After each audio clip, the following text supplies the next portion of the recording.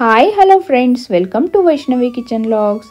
Friends, ಈ ವರ್ಷ ಅಂದರೆ 2024 ಆಗಸ್ಟ್ 16 ಅಂದರೆ ಎರಡನೇ ಶುಕ್ರವಾರದಂದು, ಪ್ರತಿ ವರ್ಷ ಎರಡನೇ ಶುಕ್ರವಾರದಂದು ವರಮಹಾಲಕ್ಷ್ಮಿ ಹಬ್ಬವನ್ನು ಆಚರಣೆ ಮಾಡ್ತೀವಿ.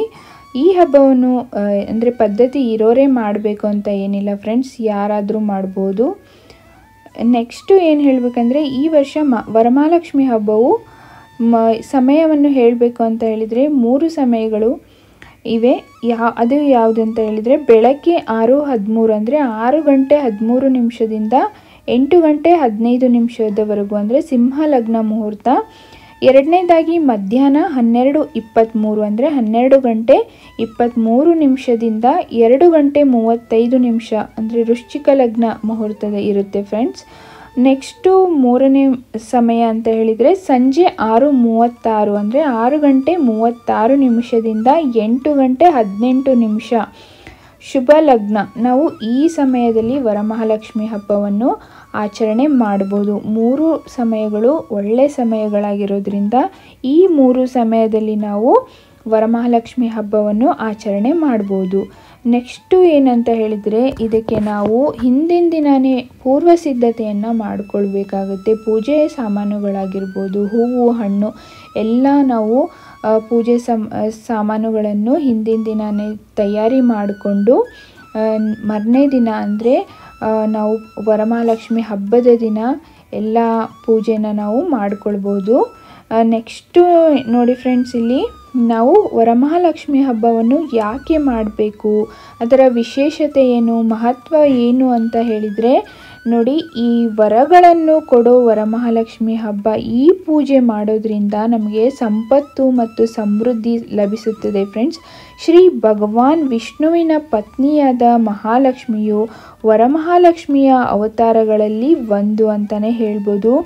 ಈ ಪೂಜೆಯನ್ನು ಮಾಡೋದ್ರಿಂದ ಎಲ್ಲ ವರಗಳನ್ನು ಪೂರೈಸುವಂತಹ ವರಮಹಾಲಕ್ಷ್ಮಿಯು ಎಲ್ಲ ಭಕ್ತರ ಆಸೆಗಳನ್ನು ಬೇಡಿಕೆಗಳನ್ನು ಪೂರೈಸುವಂತಹ ಒಂದು ಹಬ್ಬ ಅಥವಾ ಪೂಜೆ ಅಂತಲೇ ಹೇಳ್ಬೋದು. ವರಮಹಾಲಕ್ಷ್ಮಿ ಹಬ್ಬನ ಮಾಡೋದ್ರಿಂದ ಅಷ್ಟಲಕ್ಷ್ಮಿಯರ ಪೂಜೆ ಮಾಡಿದಷ್ಟೇ ಸಮನಾಗಿರುತ್ತದೆ. ವರ ಪ್ಲಸ್ ಲಕ್ಷ್ಮಿ ಅಂದರೆ ನಮಗೆ ವರಗಳನ್ನು ಲಭಿಸುವಂತಹ ಲಕ್ಷ್ಮಿ. ನಾವು ಮನಸ್ಸಿಂದ ನಮಗೆ ಎಷ್ಟಾಗುತ್ತೋ ಅಷ್ಟು ಸರಳವಾಗಿ ಆದರೂ ಮಾಡಬಹುದು, ವಿಜೃಂಭಣೆಯಿಂದಾದರೂ ಮಾಡಬಹುದು. ಮನಸ್ಸಿಂದ ನಮ್ಮ ಭಕ್ತಿಗೆ ಅನುಗುಣವಾಗಿ ನಾವು ಮಾಡೋದ್ರಿಂದ ಈ ವರಮಹಾಲಕ್ಷ್ಮಿಯು ನಮ್ಮ ಬೇಡಿಕೆಗಳನ್ನೆಲ್ಲ ಪೂರೈಸ್ತಾಳೆ ಅಂತಲೇ ಹೇಳೋಕ್ಕೆ ಇಷ್ಟಪಡ್ತೀನಿ ಫ್ರೆಂಡ್ಸ್.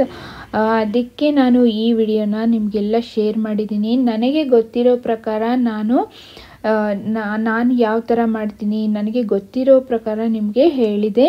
ಮತ್ತು ಎಲ್ಲ ವಿಡಿಯೋಸ್ಗಳನ್ನು ನಾನು ಆದಷ್ಟು ಶೇರ್ ಮಾಡಿದ್ದೀನಿ, ನಿಮಗೂ ಕೂಡ ಹೆಲ್ಪ್ ಆಗಲಿ ಅಂತ ಹೇಳಿ.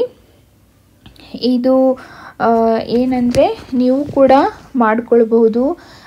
ಇವರೇ ಮಾಡಬೇಕು ಅವರೇ ಮಾಡಬೇಕಂತ ಏನಿಲ್ಲ ಫ್ರೆಂಡ್ಸ್, ಯಾರಾದರೂ ಈ ವರಮಹಾಲಕ್ಷ್ಮಿ ಹಬ್ಬವನ್ನು ಆಚರಣೆ ಮಾಡ್ಬೋದು. ಈ ವಿಡಿಯೋ ನಿಮಗೆಲ್ಲ ಇಷ್ಟ ಆಗಿದ್ದರೆ ನೀವು ಕೂಡ ಮಾಡಿ ಈ ವರಮಹಾಲಕ್ಷ್ಮಿಯ ವರವನ್ನು ನೀವು ಕೂಡ ತಗೊಳ್ಳಿ ಅಂತ ಹೇಳೋಕ್ಕೆ ಇಷ್ಟಪಡ್ತೀನಿ ಫ್ರೆಂಡ್ಸ್. ಈ ವಿಡಿಯೋ ನಿಮ್ಗೆ ಇಷ್ಟ ಆಗಿದ್ದರೆ ಫ್ರೆಂಡ್ಸ್ ಆ್ಯಂಡ್ ಫ್ಯಾಮ್ಲಿಗೆ ಶೇರ್ ಮಾಡಿ, ಕಮೆಂಟ್ ಮಾಡಿ.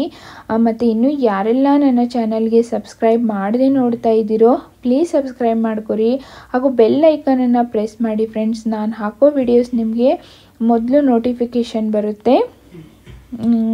ಓಕೆ ಫ್ರೆಂಡ್ಸ್, ನೆಕ್ಸ್ಟ್ ಒಂದು ಇಂಟ್ರೆಸ್ಟಿಂಗ್ ರೆಸಿಪಿ ಅಥವಾ ವಿಡಿಯೋದೊಂದಿಗೆ ನಿಮಗೆಲ್ಲ ಸಿಗ್ತೀನಿ. ಅಲ್ಲಿವರೆಗೂ ಥ್ಯಾಂಕ್ ಯು ಫಾರ್ ವಾಚಿಂಗ್.